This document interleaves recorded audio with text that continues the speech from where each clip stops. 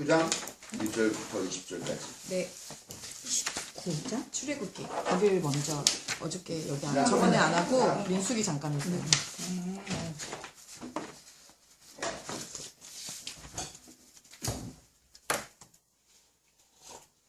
예. 20절이니까 4절씩. 딱 4절씩 읽으면 되겠네요. 4배수로 끊어서 읽으면 되겠습니다. 이스라엘 자손이 이집트 땅에서 나온 뒤 셋째 달 초하룻날 바로 그날 그들은 시내 광야에 이르렀다. 그들은 르비딤을 떠나서 시내 광야에 이르러 광야에다 장막을 쳤다. 이스라엘이 그곳 산 아래에 장막을 친 다음에 모세가 산으로 올라가 하나님께로 가니 주님께서 산에서 그를 불러서 말씀하셨다. 너는 야곱 가문에게 이렇게 말하여라. 이스라엘 자손에게 이렇게 일러주어라. 너희는 내가 이집트 사람에게 한 일을 보았고 또 어미 독수리가 그 날개로 새끼를 업어 나르듯이 내가 너희를 인도하여 나에게로 데려온 것도 보았다. 이제 너희가 정말로 나의 말을 듣고 내가 세워준 언약을 지키며 너희는 모든 민족 가운데에서 나의 보물이 될 것이다. 온 세상이 다 나의 것이다. 그러므로 너희는 내가 선택한 백성이 되고 너희의 나라는 나를 섬기는 제사장의 나라가 되고 너희는 거룩한 민족이 될 것이다. 너는 이 말을 이스라엘 자손에게 일러주어라. 모세가 돌아와서 백성의 장로들을 불러 모으고 주님께서 자기들에게 하신 모든 말씀을 그들에게 선포했다.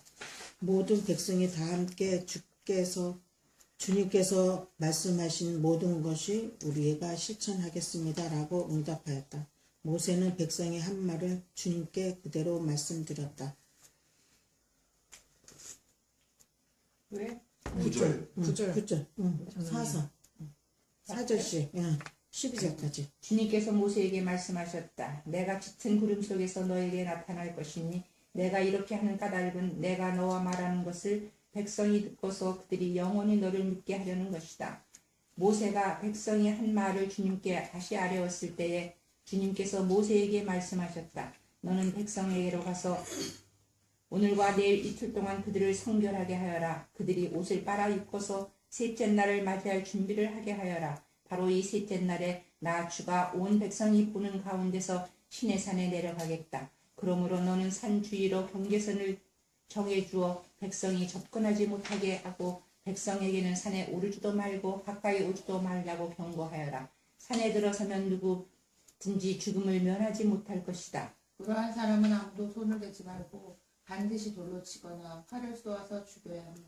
짐승이든지 사람이든지 아무도 살아남지 못할 것이라고 이르라.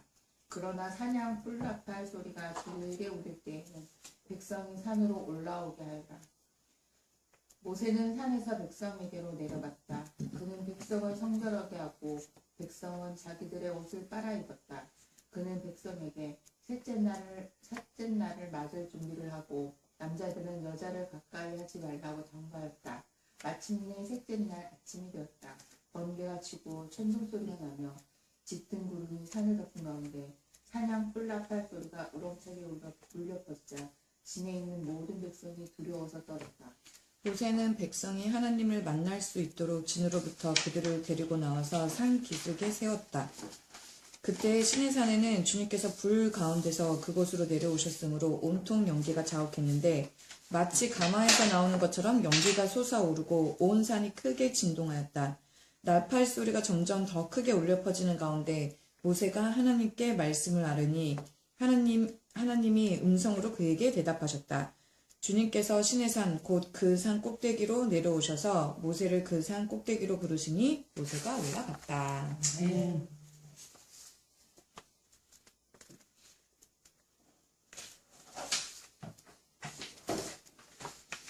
예. 오늘은 우선 출애굽기에 신의 산은 어디에 있는가 하는 그런 제목으로 많은 목사님들 뿐만이 아니라 평신도들도 요즘은 이제 먹고 살기가 넉넉해져가지고 신의 산 성지순례를 갑니다. 예, 성지순례를 가는 곳이 이제 주로 어디냐면은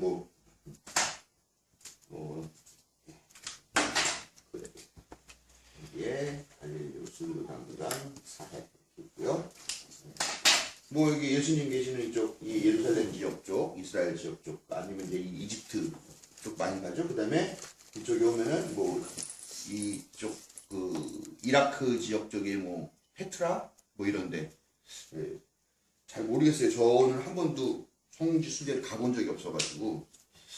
근데 저는 개인적으로 딱히 성지 순례 이렇게 가고 싶다는 생각은 별로 안 들어요. 왜냐하면 물론 여기 당시 예수님이 사셨던 어떤 그런 상황이나 이런 것들을 좀 직접 보면은 예수님이 하신 말씀들의 정황 같은 것들이 더 잘 와닿지 않겠는가 하는 생각은 분명히 들죠.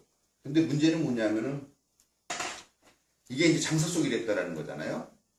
실제로 예수님이 뭐 그 길을 걸어가셨는지 안 가셨는지 뭐 들리는 말에 의하면 그 가보신 분들 얘기가 예수님이 십자가를 지시고 가는 길이라고 하는 그 길이 이렇게 있대요.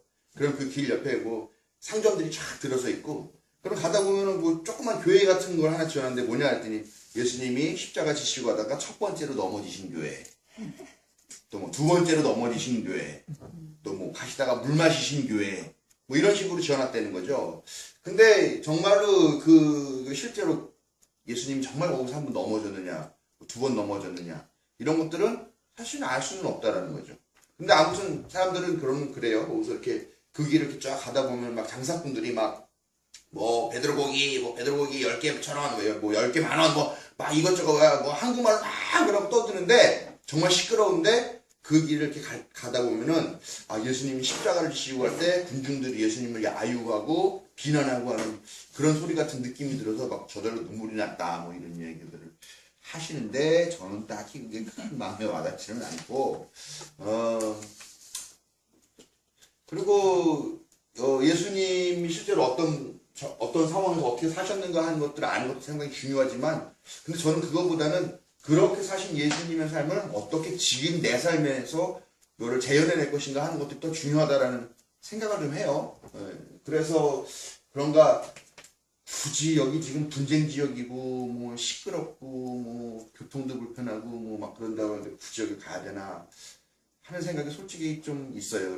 그런데 이제 제가 이런 얘기를 어디 가서 우리 장인어른이나 뭐 어디 이렇게 앞에 가서 내놓고 하면은 이 자식 건방지네 아마 그런 소리를 하시겠는데, 아무튼 뭐 저는 뭐 돈도 없고 가고 싶은 생각도 별로 없습니다.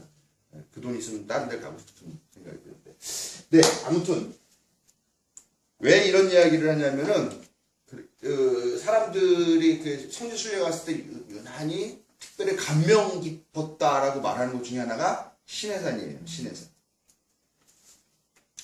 시내산이라고 하는 곳은 어떤 곳입니까?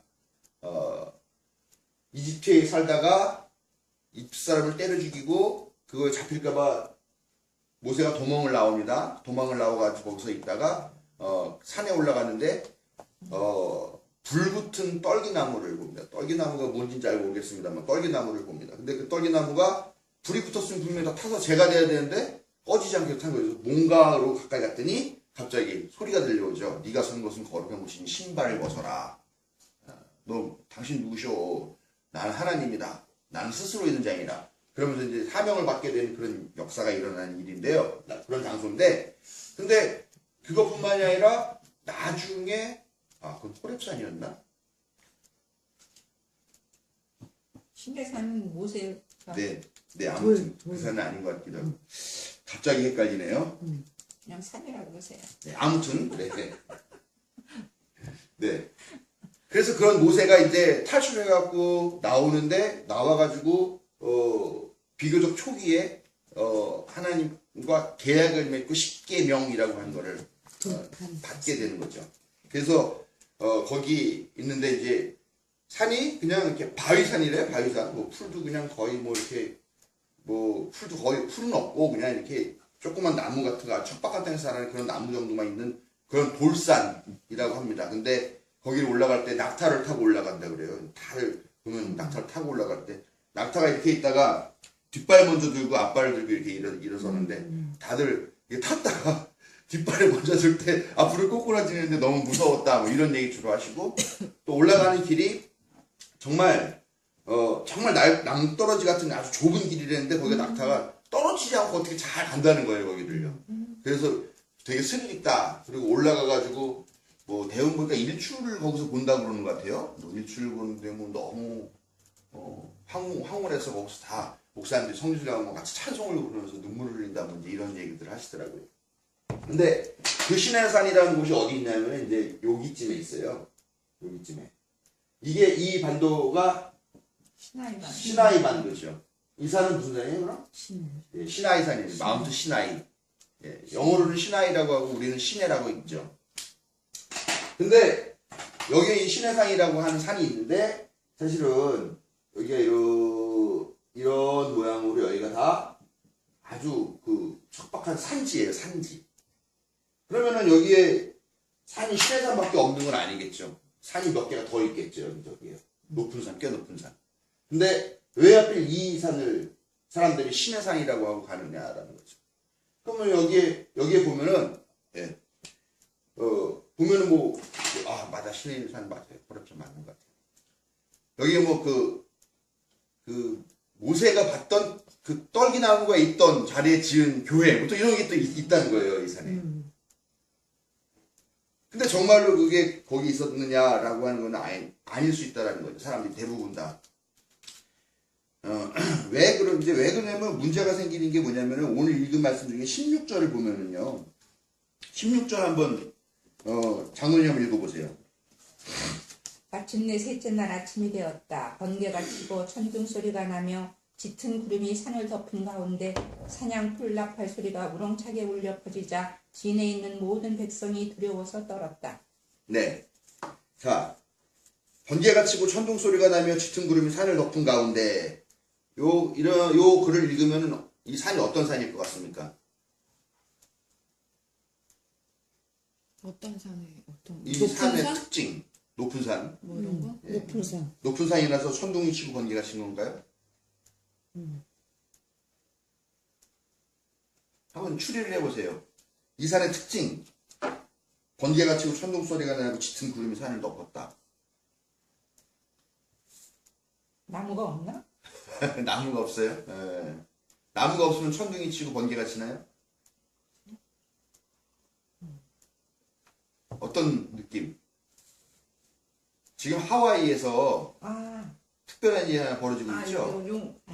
화산. 그렇죠. 산. 화산, 이 번개가 치는 것처럼 뭐 시뻘건 불길이 있고 우르르한 천둥 소리가 나면서 짙은 화산 구름이 산을 덮은 그런 모습 하면은 이게 하나님이 나타나신 모습이기도 하지만 그 산이 화산일 가능성이 있다라고 보는 거죠. 저 지금 화산지대 같진 않은데. 그렇죠. 그래서 화산을 찾았어요.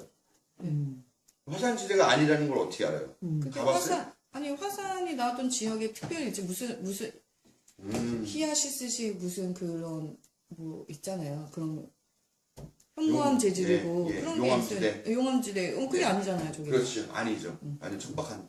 그래서 화산지대일 거라고 생각을 하고서 이 지역을 찾아봤는데 이 지역은 화산 지역이 아닙니다. 면입사 대단하네. 화산 지역이 아니었어요. 그래서 화산은 아니구나. 그럼에도 불구하고 그러니까 어딘지 사실 정확하게 알 수가 없는 거죠. 어떤 특별한 행사가 있었고 좀 특이한 현상이 있었다라는 것만 알고. 그러니까 이제 여기서 나온 것들이 화산은 아니겠구나. 그럼 하나님이라는 존재가 원래 나타날 때 그렇게 장엄하고 놀라운 그런 경험하고 오는 건가 보다 이제 그렇게 생각을 하는 거죠. 그런데 그런 와중에 왜 여기 산을 시내산으로 특별히 정했느냐라고 하면요. 이게 여기가 실제로 신의 산이기 때문이 아니라 이 산의 그 몇천 년 동안 역사 동안에 되게 중요한 어떤 수도사들의 거점 지역으로 이용이 됐던 지역이라는 겁니다. 이집트 출신의 한 수도사가 있어요. 이름이 안토니라고 합니다. 이 안토니라고 하는 사람은 상당히 근처 부잣집 사람으로 태어났습니다. 근데 그 사람이 18살 되던 해에 부모님이 많은 재산과 여동생 하나를 남겨주고 세상을 뜨게 됩니다. 그러니까 그때 이 안토니가 18살인데 아주 조숙했나 봐요. 자기가 하나님의 말씀을 잘 지키면서 하나님의 말씀을 이루면서 살아가겠다라고 하는 그런 신앙적인 열정들이 있었어요. 그래서 안토니가 결심한 게 뭐냐면은 자기의 재산을 팔아서 모두 가난한 사람에게 나눠주고요. 자기 여동생은 여자 수도원에다가 넣었어요. 그 여자 동생은 무슨 죄야? 그렇게 네. 뭐 잘못든지. 네. 아무튼 그 예수님이 말씀하시기를 내 소유를 팔아 가난한 사람에게 주고 너는 그러면 하늘에 보화가 있을 거니까 너는 나를 와서 쫓으라라고 하는 이 말에 은혜를 받아가지고 이대로 살겠다고 생각해가지고 동생은 처녀 공동체에다가 넣어놓고 자기는 이제 수도사가 된 거죠. 돌을 닦는 이제 수도사가 된 거죠. 우리식으로 말하면 계룡산에 들어가는 도사가 된 거죠. 도 닦는. 예. 근데 이제 이 사람들은 우리는 울창한 숲속에 그 막 푹푹 떨어진 데서 이러면서 하는 그런 도사가 되지만 여기는 그 울창한 숲이 없으니까 사막으로 나갑니다. 예수님도 40일 금식을 하시기 위해서 어딜 나가셨어요? 사막 광야로 나가셨죠. 네, 광야에 40일 금식하면서. 그러니까 여기에서는 이 사람들이 이집트가 이제 또 예수님 돌아가시고 여기 아주 되게 중요한 기독교 거점지가 되어 있는 곳인데 여기서 살다가 다 팔아버리고 동쪽으로 와가지고 이 시나이 반도의 이 광야 지역에 와가지고 돌을 닦기 시작하는 거죠.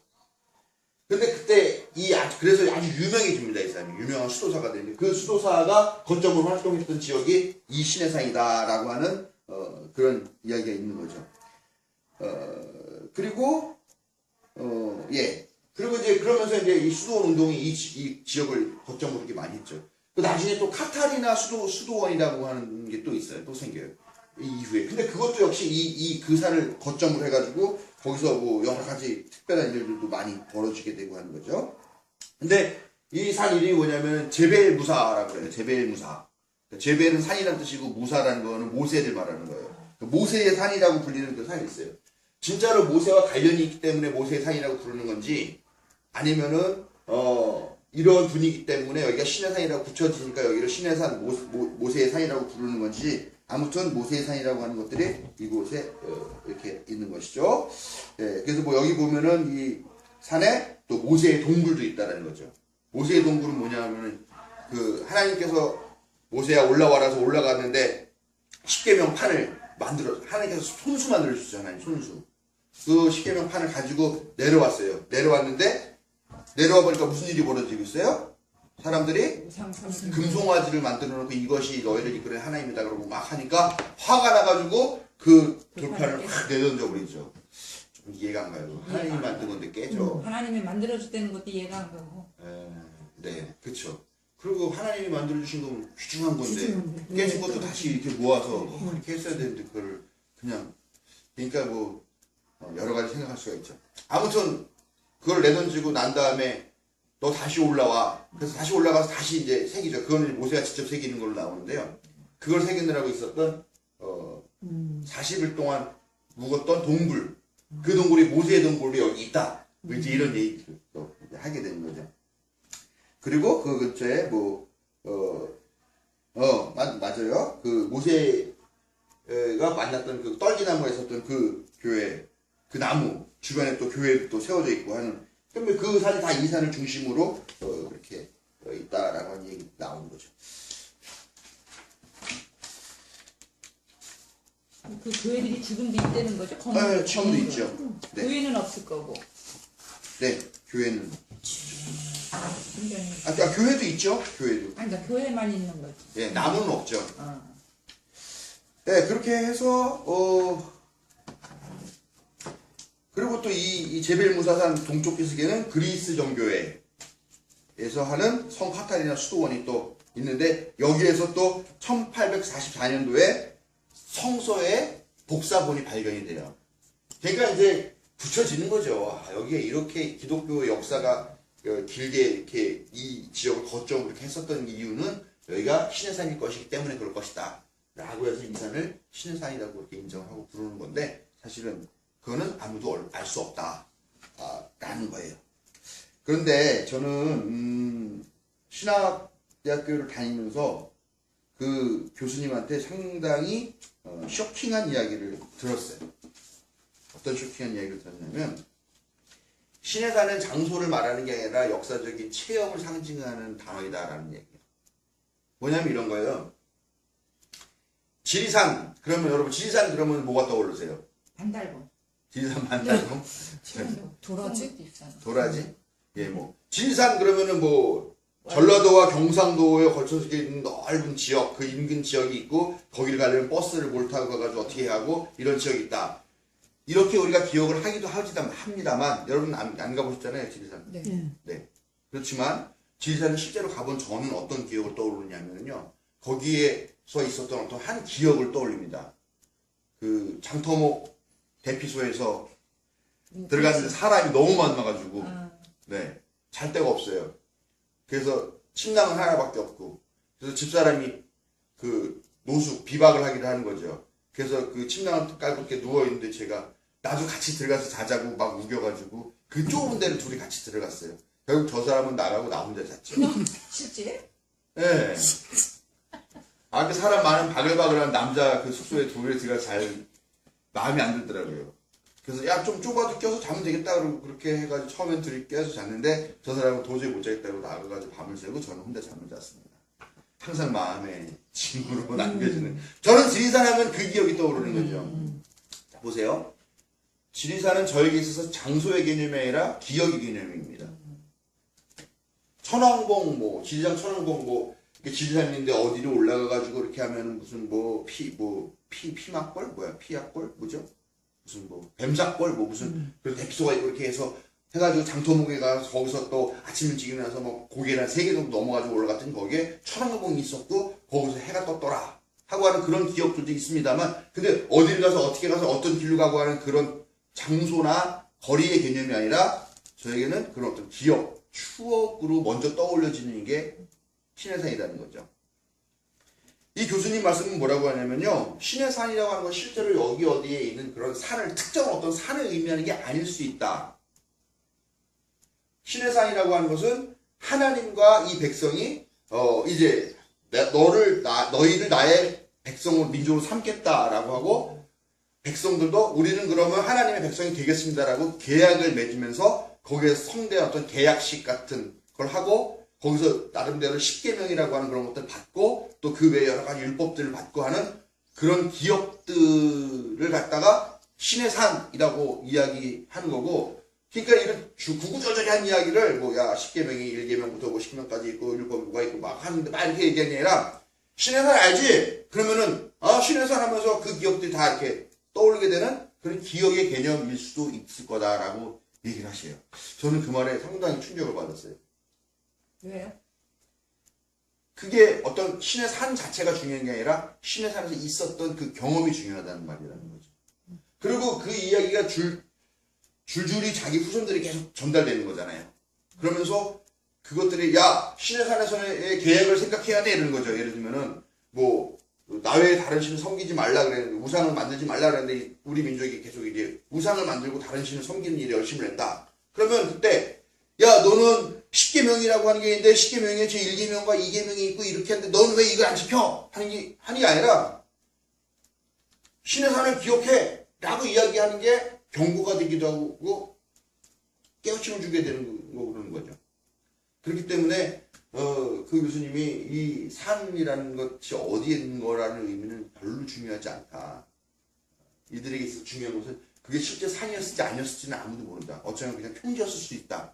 그러나 중요한 것은 신의 산에 있어서 있던 그 계약과 그 기억 그리고 그 기억이 후대들에게 전승되고 있는 신의 산이라고 하는 그런 여러 가지 경험들이 복합돼서 신의 산이라고 하는 그 한 단어에 다 담겨가지고 계속 자손들에게 전승되고 있는 그 개념이 중요한 거다라고 얘기를 하십니다. 뭔 말씀인지 알 것 같아. 아시겠어요? 좀 이해가시죠? 그러면 예. 이 설명 어떻게 해야 되나 살짝 고민했는데 워낙 또 이렇게 잘하셨어요. 그래서 그렇다면은 뭐 우리도 굳이 신해산이 여기냐 이 산이냐 뭐 제일 높은 산이냐 뭐 제일 낮은 산이냐 뭐 이런 거를 할 필요가 없는 거예요. 굳이 여기에 가볼 필요도 없는 거예요. 우리는 신해산에 가보지 않아도 그 신해산의 계약, 하나님과 우리 사이에 맺었던 그 계약, 그 약속, 그리고 니네가 이 약속을 한다면 내가 너희 백성을 삼겠다라고 하신 그 약속을 여전히 나에게 유효한 그런 약속을 받아들이는 것이 훨씬 더 중요하다라는 것입니다.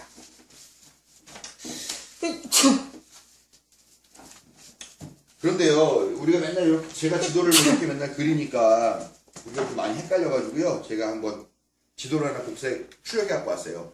무슨 지도냐면 우리나라랑 비교한 지도예요. 한번 돌려보시면서 실제 사이즈랑 이렇게 똑같이 해가지고 한 거니까 돌려보시면서 지금 우리가 맨날 이야기하는 지역이 이제 뭐냐면은 우리가 이제 이스라엘이라고 하는 지역이 뭐 대략 요 정도 돼요. 우리가 이제 이스라엘 이 사람들이 이제 가나안 정복하고 하는 지역이 대략 요 정도 지역 정도가 되는데 물론 이제 솔로몬 왕 다윗 왕 때는 더 영토가 넓어졌죠. 다 다른 데를 다 지배했으니까요. 근데 요 지역이 우리 지도랑 딱 비교를 해보시면요. 한 4분의 1이나 3분의 1 정도밖에 안 되는 그 정도에서 예, 지지고 볶고 하면서 한 이렇게 된 거죠. 그나마도요 또 요렇게는 또 아니에요. 요렇게는 요 바깥쪽은 해안가에 있는 비옥한 지대는 또 다 블레셋 사람들이 점령하고 있었던 지역이고 이쪽은 다 산이에요. 산. 별로 좋지 않은 산. 그런데 거기에서 이 사람들이 살고 있는 거라고. 이렇게 해서 출애굽기를 마치고요.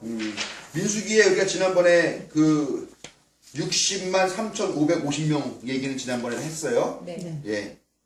그 60만 3,550명은 누굴 거라고 얘기했습니까? 기억하세요? 누구 거? 누구 이겠냐? 남자랑 남자 전쟁에 나갔어요. 아, 예. 전쟁에 나간 남자. 근데 실제로 여기에서 탈출한 사람들은 숫자가 그렇게 안 된다고 그랬죠. 예. 그 사람이 그렇다면 곱하기 4인 가족당 뭐 이렇게만 한다 하더라도 그러면은 6, 4, 24, 240만 명이 된다는 얘기죠.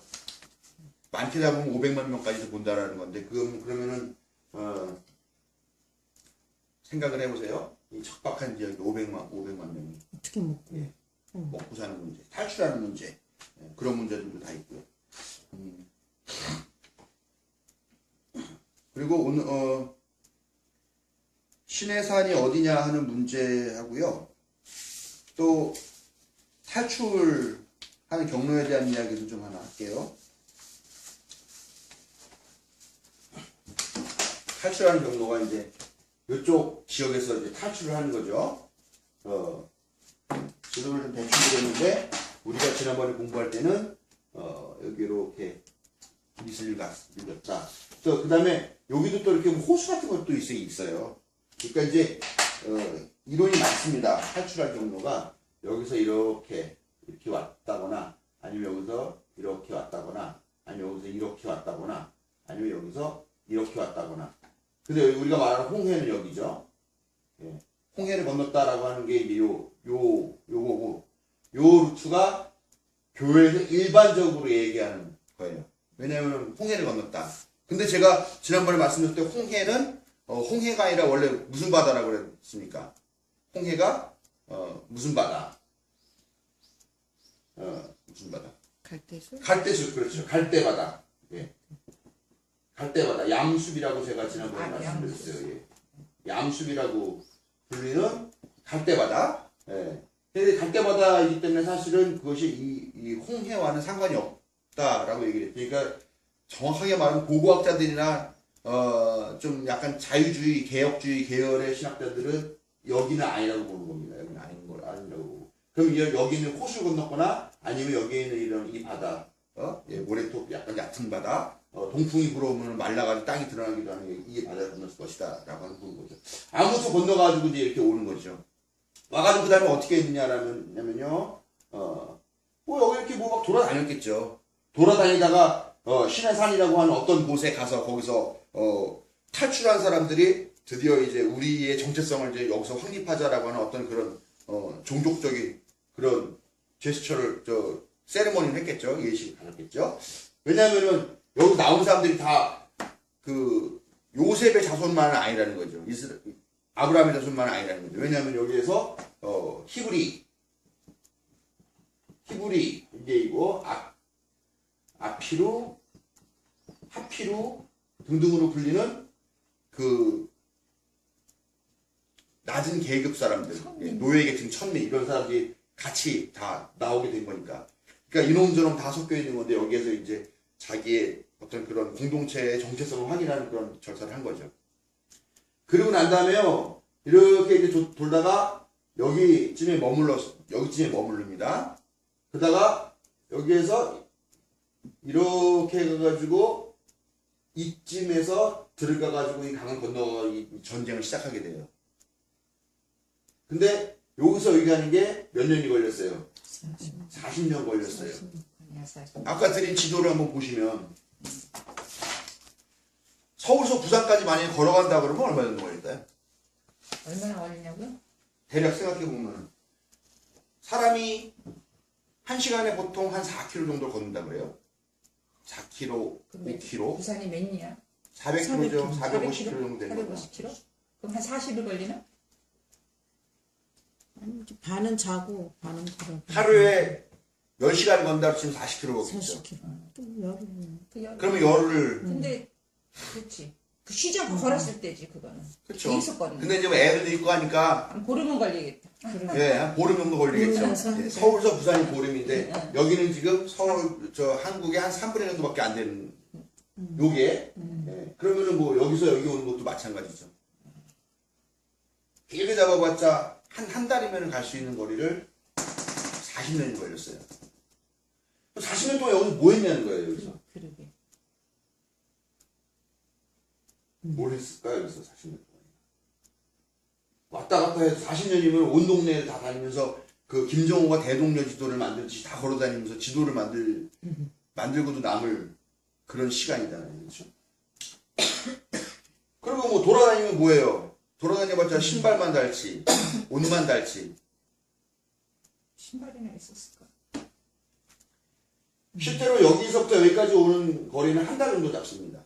한 달에서 2달 정도 잡습니다. 이 안에 다 돌아다니고 신의 상이라고 하는 어떤 경험 갖고 와서 그 다음에 여기에서 한 38년 정도, 39년 정도를 이 지역에서 살았어요. 그때 계속 만나와 메추라기만 먹고 사는 거예요 그럼?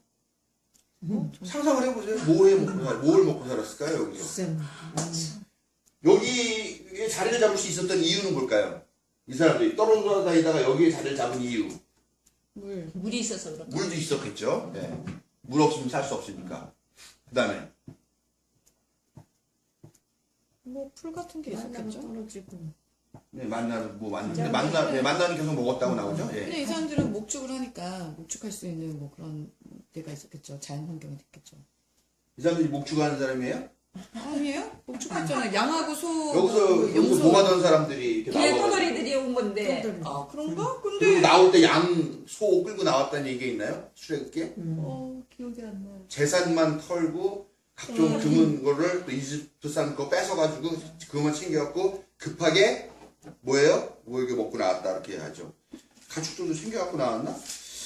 신나들은 말 못 썼는데. 제가 성서를 그렇게 아주 아니 왜냐면 제가 왜 가축을 얘기하냐면 제사를 항상 지내잖아요. 그럼 그 양이랑 염소랑 소는 어디서 난 거야? 그러면? 그러니까 어디서 났을까? 그럼 분명히 갖고 뭐 금붙이 팔아갖고 샀겠지. 뭐. 주변에서. 아니면 일단은 뭐 한 마리만 사서 하면 얘가 늘어날 수 있잖아요. 그치. 애기 낳고 뭐하고 새끼 낳고 뭐하면. 뭐 38년 동안 키우고서. 그렇죠. 늘어났을 것 같은데. 그 38년이 거짓말 아니까. 아, 예. 예, 양과 소등 수많은 집짐승 때도 그들을 따랐다고 나오네요. 걔네들은 뭘 먹고 가져가네요. 살아? 걔네들은 뭘 먹고 살아? 그러면 얘기가 더 복잡해지는데요. 그러니까. 60만 명도 일단 그러다가 좀 말이 안 되지만 양에다가. 거기에 탈출하는데 그 소떼 양떼가 그것까지 다 뒤에서 추격하고 있는데 그거를 끌고서 이렇게 왔다? 야, 참 이게 얘기가 점점 미국으로 빠져서 있는데요. 미스테리야 네, 미스테리. 아무튼 뭐 있다고 칩시다. 자, 여기 그럼에도 불구하고 어쨌건 막 돌아 여기 살 수 있었던 이유는 뭐냐 하면은 가장 중요한 여기서 살 수 있었던 이 사람 정착할 수 있었던 이유 38년 정도 39년 정도 살 수 있었던 이유는 저기 아무도 안 살아서죠. 진짜 나 갑자기 생각했어. 누구나 거기에 살고 싶지 않은 거지. 다른 그지? 버려진다. 안 사는 지역이니까 다른 사람이 있으면 그 사람들은 또 전쟁을 해가지고 그 사람들을 몰아내거나 하면서 여기를 해야 되는 거죠. 아니면 그만큼 여기가 별로 좋지가 않은 좋지 않은 땅이죠. 여기를 바란 광야라고 하는 땅이에요. 바란 광야. 광야라는 거는 아까 말씀드렸지만 뭐 사막, 황량한 땅 그냥 이렇게 버려진 땅 그런 걸 말하는 거죠. 근데 여기서 사는 거죠. 38동 동안 그거. 근데 그럼에도 불구하고 여기서 살 수 있었던 것은 그래도 사람이 그냥 대충 살만한 곳이다라는 가능성이 있는 거죠? 개척하면서 살아. 그러면은 그런 데서라도 또 사람이 누군가 있었겠죠. 그러면 어쩌면은 여기서 이렇게 하다가 이 사람들이랑 동화돼가지고 같이 뭐 점령을 했을 수도 있고 아니면 이 사람들도 뜻이 맞아가지고 같이 살게 됐거나 했을 수도 있겠죠. 그렇기 때문에 신명기인가에 보면은요 그 감사의 기도를 드리는 부분이 나오는데 우리가 40년 동안 광야를 헤맸음에도 불구하고 신발끈이 떨어진 적이 없다 이런 얘기가 나와요. 그 말은 뭐예요? 신발 계속 만들어 신었거나 아니면 누군가의 신발을 빼서 신었거나 하는 거죠. 자, 뭘 하면서 살았을까요? 상상을 해보세요. 여기서. 어쨌건 아무도 안 사는 땅 혹은 산다 하더라도 여기에서 밀려나가지고 그냥 사람들이 와서 살던 그런 척박한 땅. 근데 여기서 이 사람들이 뭐 60만 뭐 무리수이긴 합니다만 어쨌건 적지 않은 무리가 신발끈 떨어지지 않으면서 살 수 있었고 자기 양떼도 먹일 수 있었고 하는 또 그런 근데 뭐 양떼도 그렇게 먹일 만한 그런 좋은 곳은 아니겠죠. 왜냐면 양떼를 먹이면 계속 돌아다녀야 되잖아요. 그죠? 일대를. 근데 뭐 여기 일대가 그렇게 좋은 땅도 아니고 그러면은 여기가 가자지구라고 하는데 가자지구가 그 이스라엘 팔레스타인 분쟁의 아주 핵심적인 지역이잖아요. 예, 거기가 되게 지금 좋은 땅이에요. 거기는 이미 누군가 살고 있는 거죠. 거기도 들어갈 수도 없고. 거기는 이제 이미 도시가 국가가 형성이 돼서 이 사람들이 여기저기 다니면서 뭐 목축을 하는 사람이 있었겠죠. 그 사람들의 영역을 침범하지 않는 한도에서 이 광야에서 사는 건데 이 사람들이 뭘 해서 먹고 살았을까라는 거예요. 뭘 해서 먹고 살았을까? 추측을 한번 해보세요. 신발은 어디서 났을 것이며 뭔가 자급자족했지. 자급자족. 뭐 자급자족도 다른 데랑 이렇게 교류를 하거나 해야 그게 가능한 거지. 그렇죠. 교류를 교류를 하지도 않는. 무기를 만들었나? 네? 무기를 만들어서 팔았나? 무기를 만들어서 팔아요? 산적 약탈. 약탈에? 빙고. 그게 가장 유력해요. 그 오랜 세월을 약탈을 하면서 살았다. 그러니까 소규모 마적단 같은 것을 추측할 수 있는 거죠. 다윗도 그 쫓겨나잖아요. 그 사울이 자기를 죽이려니까 이제 도망가잖아요. 도망가면서 자기 부하들을 데리고 가면서 생활했던 게 뭐냐면은 그런 마적단 같은 걸 해요. 그래서 조그만 마을들을 이렇게 습격해가지고 거기 있는 거를 뺏어갖고 오고 무리가 아주 많지 않으면은 바로 그런 거를 했을 걸로 저는 좀 추측을 해요. 왜냐하면 이 사람들이 밑도 끝도 없이 아무것도 아닌 사람들이 갑자기 어느 날 40년 뒤에 전쟁하러 들어갔어요. 가능한 얘기예요. 여기서 곡괭이 찌르나 하고 양이나 치고 하는 사람들이 갑자기 무슨 전투력이 급상승해가지고 여기 쳐들어가가지고 전쟁을 합니까?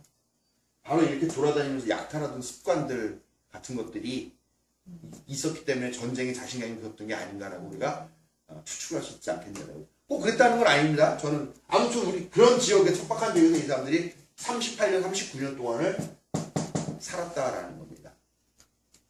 그러니까 광야에서 40년 동안 방황했다라고 하는 말은 정확하게 말하면 방황한 건 아니고요. 네, 이런 구도로서 살았습니다.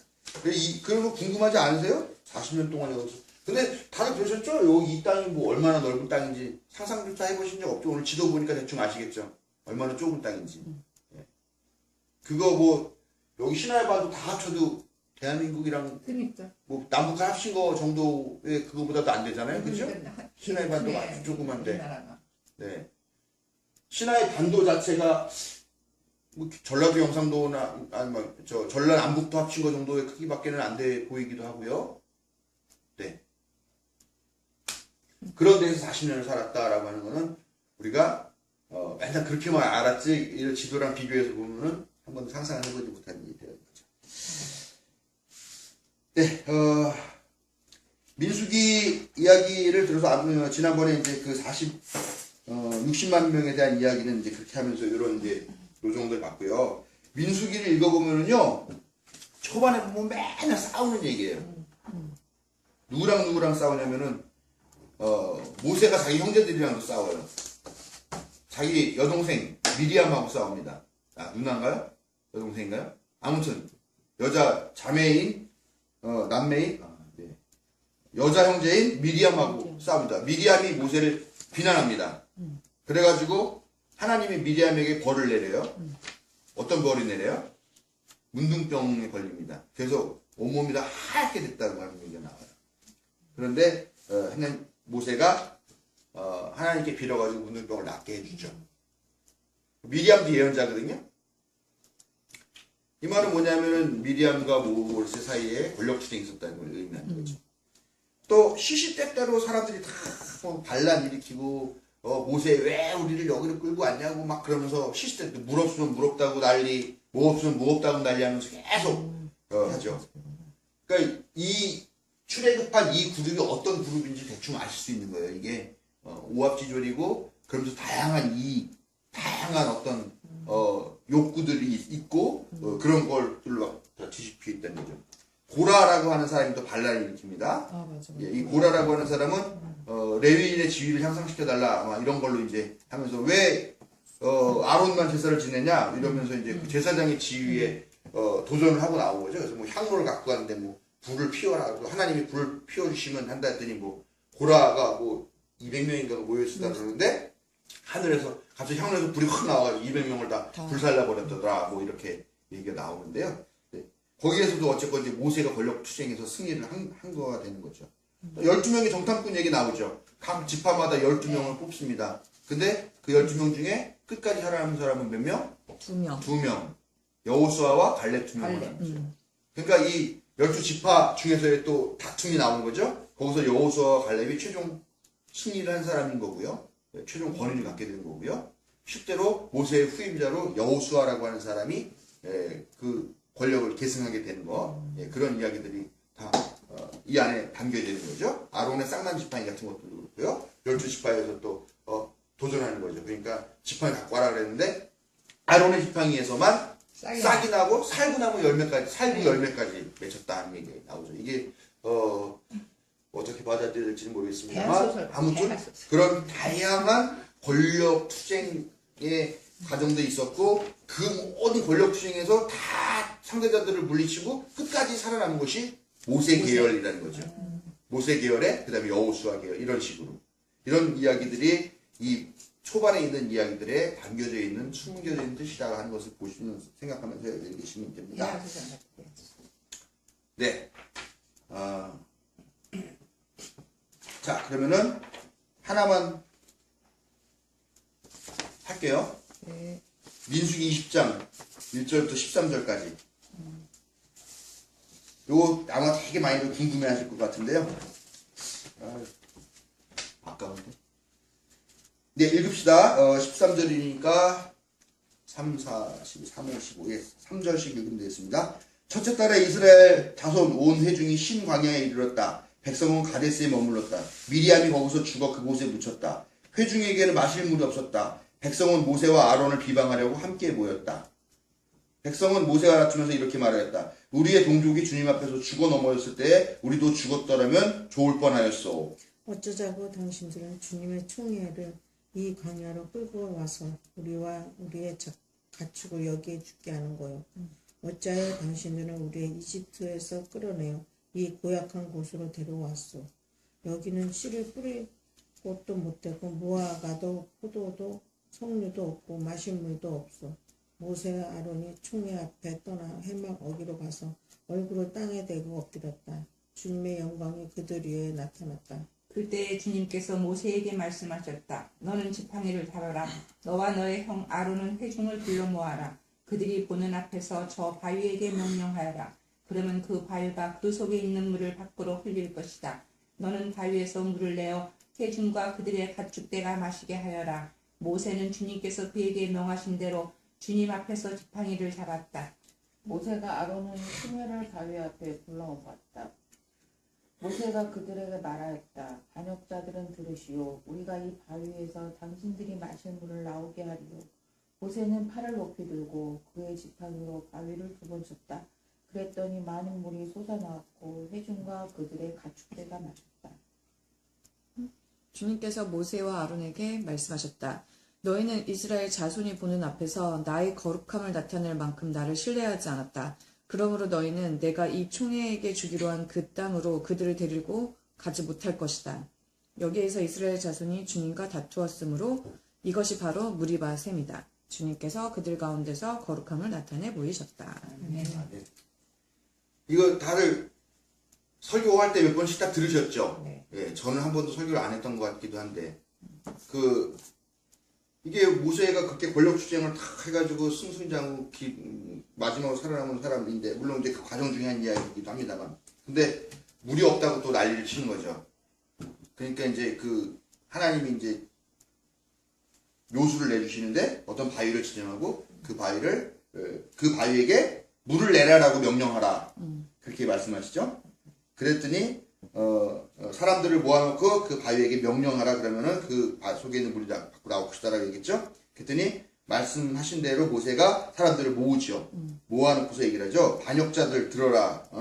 이 자식들아, 맨날 뭐 없으면 뭐 없다고 발광하는 니들아 들어라. 우리가 이 바위에서 너네들까지 이 물을 먹여야 될지 내가 잘 모르겠다. 그런 뜻입니다. 이 얘기가. 그러니까 우리가 이 바위에서 당신들이 마시는 물을 나오게 하리요? 라고 하는 문제가, 그렇게 반역을 일삼는 니네들까지도 내가 니네들까지 위해서 이 물을 주는 게 진짜 아깝다라는 비난의 이야기죠. 예.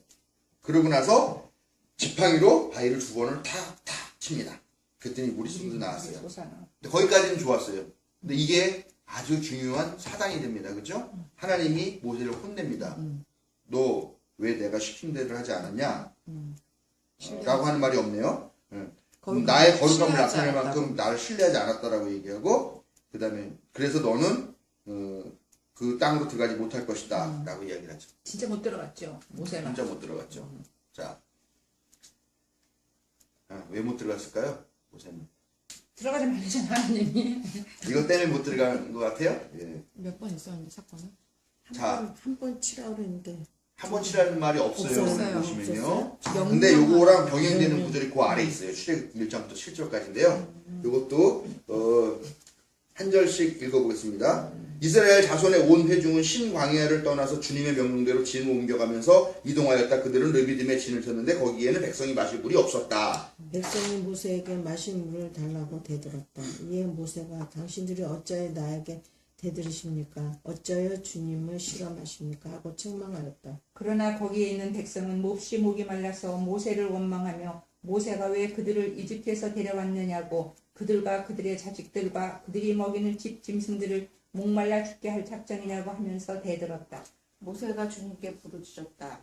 이 백성은 제가 어떻게 해야 합니까? 그들은 지금이라도 곧 저를 돌로 쳐서 죽이려고 합니다. 주님께서 모세에게 말씀하셨다. 너는 이스라엘 장로들을 데리고 이 백성보다 앞서서 가거라. 그리고 나일강을 친 그 지팡이를 손에 들고 가거라. 이제 내가 저기 호렙산 바위 위에서 너와 함께 서겠으니 너는 그 바위를 쳐라. 그러면 거기에서 이 백성이 마실 물이 터져 나올 것이다. 모세가 이스라엘 장로들이 보는 앞에서 하나님이 시키신 대로 하였다. 이스라엘 자손이 거기에서 주님께 대들었다고 해서 사람들은 그곳의 이름을 무리바라고 하고, 또 거기에서 주님께서 그들 가운데 계시는가 안 계시는가 하면서 주님을 실험했다 해서 그곳 이름을 마사라고 한다. 아멘. 아멘. 자, 위에도 맨 마지막 줄 보면 무리바셈이라고 나오고 여기 아래도 보면은 무리바셈이라고 나옵니다. 같은 이야기예요. 자, 뭐가 달라요? 위의 이야기하고 아래의 이야기하고. 여기는 하나님이 명령하라고 했고, 네. 여기는 바위를 치라고 명령한 건 아니고 바위를 찾고. 그거 아닌가? 아니 여기도 바위에서 명령. 바위를 치라고 나오죠. 6절. 그쵸. 예, 바위를. 아, 너는 보면서 하나님 시킨 대로 하여라. 서겠으니 그 바위를 쳐라라고 얘기했고, 예, 쳐라. 예. 여기서는 명령 물 내라고 8절. 명령만 하라고 나오죠. 바위에게 명령하여라. 네. 그러니까는 또 다른 이야기. 또 다른 부분이 뭐가 있어요? 주님을 시험했다 그랬어. 아니, 호렙산이 바위 위에서 너희 앞에 서겠으니 이거 그런 말이 없는데, 민수기에서는? 내가 너와 함께 서겠다. 우리 가운데 계시는가 안 계신가 하면서 주님을 시험했다 그랬잖아요. 네. 그러니까 정황이. 정황이. 네, 정황이 다른 게. 예를 들면 이런 거. 여기는 명령만 하라고 했는데 여기 돌을 치라고 나오죠? 예. 또 정한? 거기는 지팡이를 잡아라. 지팡이를 손에 들고 가거라.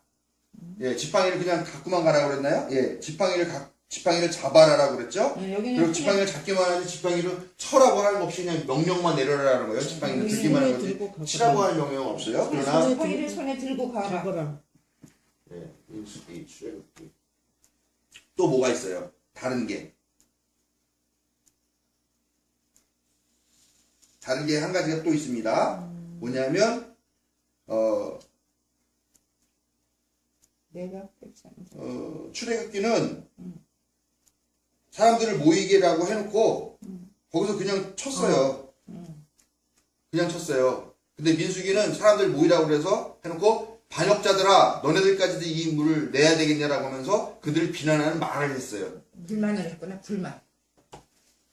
불순종이 불만을 했어. 모세가 순순히 말씀을 안 듣고. 어떤 느낌인지 아시겠어요? 네. 출애굽께서는 물이 없다고 난리를 치는 사람들이 있어가지고 이 사람들 어떻게 하면 좋겠냐 그래서 이렇게 그러니까 하나님께 물어보니까 하나님이 그럼 가서 바위에 가서 바위를 바위를 쳐서 쳐라 라고 얘기해서 그냥 가서 쳤어요. 그랬더니 물이 나왔어요. 그래서 다 먹었어요. 근데 여기는 가서 명령을 하라고 그랬는데 가가지고 사람들 다 모이라고 그런 것까지 다 똑같죠? 명령을 하라고 했는데 명령을 하기 전에 거기에 있는 자기의 반대파들을 비난을 하는 이야기를 한 다음에 그 다음에 명령만 하라는데 바위를 2번을 내리칩니다. 그러니까 하나님 말씀 안 들은 거야 얘가. 그 2번을 장로님은 내가 하는 일마다 그렇게 사사건건 그렇게 반대하고 그러시는데 예? 내가 장로님을 위해서도 기도해야 되겠습니까? 예? 이렇게 쳤겠습니까? 아니면 장로님을 위해서 내가 기도해야 되겠습니까? 이렇게 쳤겠습니까? 뭐 땅바닥에 꺼지라고 쳤겠지. 2번 쳤다라는 의미는 그런 것들도 우리가 추측할 수 있는 거죠. 그 사람들에 대한 분노를 담아가지고. 분노, 화. 예. 그 다음에 하나님 화를 낸 거야. 또 하나는 뭐냐면 그 지팡이가 특별한 지팡이인데 그 지팡이로 이거를 쳤다라고 하는 말은 뭐냐면 거기에 주술적인 의미가 있는 거예요. 어떤 그 행위, 특별한 행위, 마술적인 행위 이런 행위의 의미가 담겨 있는 건데 그거를 2번을 했다라는 거는 하나님께서 물을 내주시는 게 아니라 이 주술적인 행위가 물을 내는 것이다라고 하는 느낌을 더 줄 수 있다라는 거죠. 오늘 시간이 많이 갔으니까 여기까지만 할게요. 요 조금 더 할 얘기 있는데요. 요거 다음 시간에 하도록 하겠습니다. 재밌어지는데. 생각을 하시고 오세요. 다음 주에. 그럼 더 재미있게 한번 얘기를 할 수 있을 거예요. 요 얘기 재밌어요. 그러니까. 예.